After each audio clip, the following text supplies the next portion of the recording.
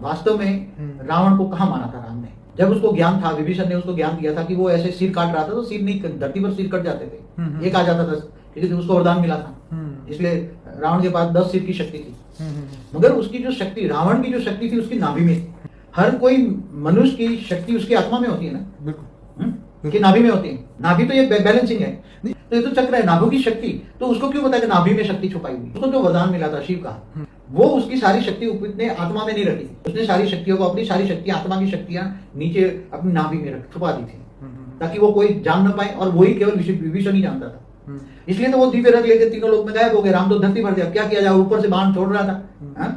उसी टाइम देवता ने, अंतरिक्ष से देवता देख रहे थे, राम और रावण का युद्ध, देवता ऊपर अंतरिक्ष से देख रहे थे। तो उन्होंने, देवताओं ने दिव्य रथ राम को भेजा, धरती पर उसको नहीं मारा। मैंने अपनी आत्मस्वरूप की स्टेज में देखा, दिव्य रथ जो मिला उसको देवताओं के द्वारा पर, वो राम भी दिव्य रथ में बैठे और ऊपर में गए, अंतरिक्ष में गए। तो ऊपर सब देख रहे थे ना, इंद्र का राज भी तो ले लिया था ना रावण ने, तीनों की नाथ, मतलब भूलोक, भूलोक, स्वर्गलोक, तीनों लोग का नाथ था नहीं है।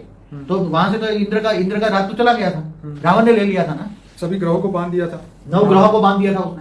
तो सोचो 9 ग्रहों तक उसका राज होगा ना, जब ग्रह धरती पर घूमने फिरने आए होंगे तो सब अपने अपने ग्रह पर रहते थे, गुरु बृहस्पति सब, तो सारे ग्रहों को उसने बांध दिया था।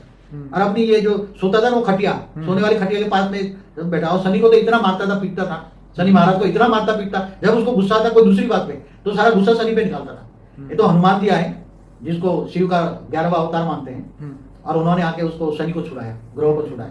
देखो रावण के पास कितनी शक्ति होगी, 9 ग्रह मैंने कितने बड़े दूर दूर के ग्रह वालों को भी कैच करके नीचे उतार दिया होगा। तो खाली 3 लोग की शक्ति नहीं होगी, ऊपर ब्रह्मापुरी तक भी वो जाता होगा ना, तब तो ग्रहों को पकड़ पकड़ के नीचे लाया होगा ना धरती पर। तो इतना बड़ा रावण जो तिलों की लात कहते हैं, तो उसको मारने के लिए क्या धरती पर मनुष्य, वो तो गायब हो गया तो उसका तो ये शरीर क्या हो गया, दिव्य रथ में जैसे एंट्री करेगा मनुष्य।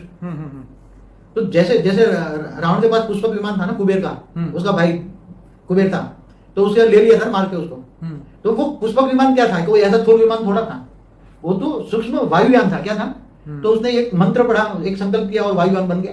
और उसके अंदर मनुष्य जैसे अंदर वायुयान में एंट्री करते थे, तो मनुष्य 1 सेकंड के अंदर एंट्री करते ही गैस सेवक बन जाते थे, सूक्ष्म बन जाते थे, 3 तत्वों में कन्वर्ट हो जाते थे।